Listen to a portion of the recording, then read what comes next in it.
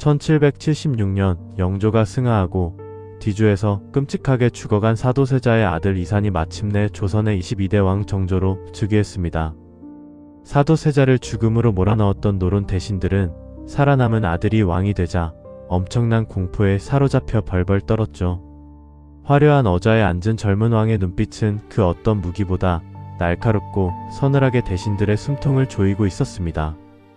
즉위식 당일 정조는 신하들을 모두 모아놓고 호흡을 가다듬은 뒤 첫 번째 어명을 내렸습니다.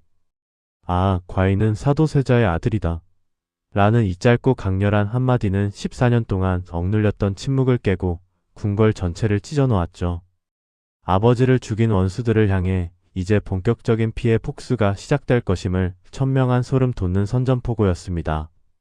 사도세자의 죽음을 주도했던 대신들은 당장이라도 왕의 칼날에 자신의 목이 날아갈 것이라 생각하며 절망했습니다. 그들은 정조가 왕이 되는 것을 막기 위해 끊임없이 암살을 시도하고 모함을 일삼았던 극악무도한 자들이었기 때문이죠. 하지만 정조는 이성을 잃고 칼을 마구 휘두르는 대신 천재적인 두뇌를 바탕으로 아주 치밀하고 냉혹한 폭수의 판을 짜기 시작합니다. 정조가 가장 먼저 한 일은 죄인으로 강등되었던 아버지 사도세자의 명예를 왕의 권위로 복권시키는 것이었습니다. 그는 아버지의 초라한 무덤을 천하의 명당으로 옮기고 그 앞에 엎드려 11살 어린 시절부터 참아왔던 피눈물을 짐승처럼 토해냈죠. 차갑고 완벽했던 군주가 유일하게 무너져 내린 이 순간 백성들과 신하들은 아비 잃은 아들의 깊은 한을 뼈저리게 느꼈습니다. 슬픔을 갈무리하고 궁으로 돌아온 정조는 마침내 사도세자의 죽음에 얽힌 핵심 주동자들을 향해 무자비한 숙청의 칼을 뽑아 들었습니다. 심지어 자신의 즉위를 방해했던 외할아버지의 동생인 홍인함마저 자비 없이 사약을 내려 처형해버렸죠. 혈연조차 봐주지 않는 정조의 핀셋 같은 정밀하고도 잔혹한 숙청의 반대파들은 풍비박산이 나고 말았습니다. 하지만 궁지에 몰린 반대파들도 가만히 앉아서 죽음을 기다리지만은 않았습니다.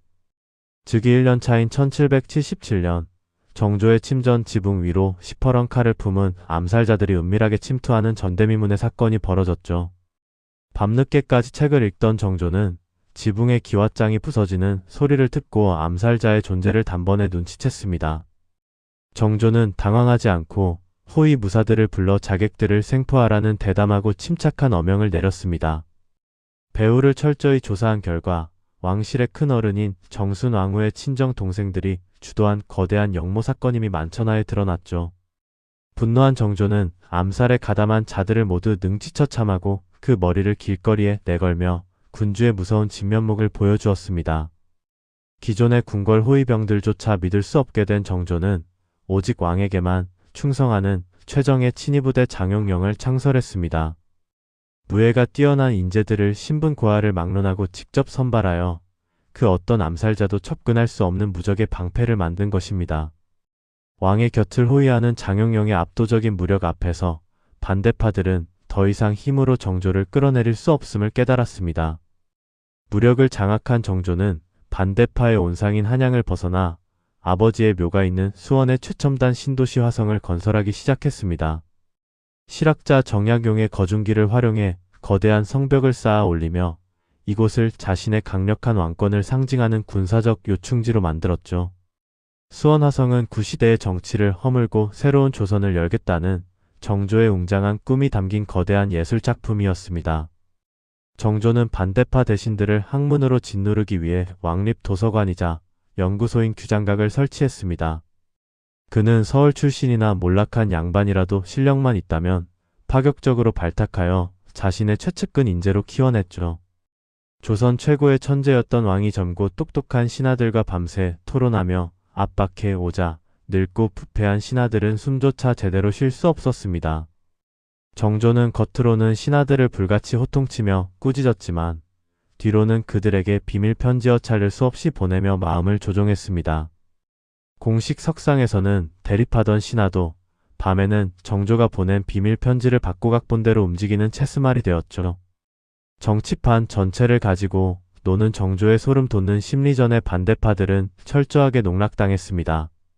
정조는 기득권 상인들의 특권을 폐지하고 누구나 자유롭게 장사할 수 있는 신의 통공을 발표했습니다.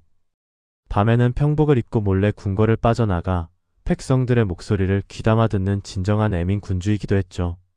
썩어 빠진 관리들에게는 저승사자였지만 핍박받는 백성들에게 그야말로 따뜻한 성군이었습니다. 뒤주 앞에서 살려달라며 울부짖던 11살의 나약한 어린아이는 어느새 조선 역사상 완벽한 문물을 겸비한 대왕으로 성장했습니다. 그는 자신을 파멸시킬 끔찍한 트라우마를 피비린내 나는 살육이 아닌 조선의 찬란한 문화적 르네상스로 승화시켰죠. 정조의 시대는 낡고 병든 조선이 마지막으로 찬란하게 불타올랐던 역사상 최고의 황금기로 기록됩니다. 정조의 삶은 끔찍한 상처라도 그것을 어떻게 극복하느냐에 따라 위대한 에너지로 바뀔 수 있음을 증명합니다.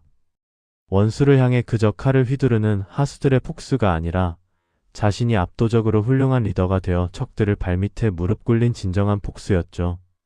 분노를 통제하고 세상을 지배한 정조의 처세술은 현대인들에게도 뼈 때리는 인생의 교훈을 남깁니다. 사도세자의 아들이라는 주홍글씨를 이겨내고 조선의 마지막 르네상스를 피워낸 위대한 천재 군주 정조. 그의 찬란했던 일생은 조선 왕조실록에 기록된 가장 드라마틱하고 완벽한 한 편의 예술작품과도 같습니다. 부모의 비극을 넘어 스스로 역사의 전설이 된 그의 이야기는 시대를 뛰어넘어 우리의 가슴을 뜨겁게 울리고 있습니다.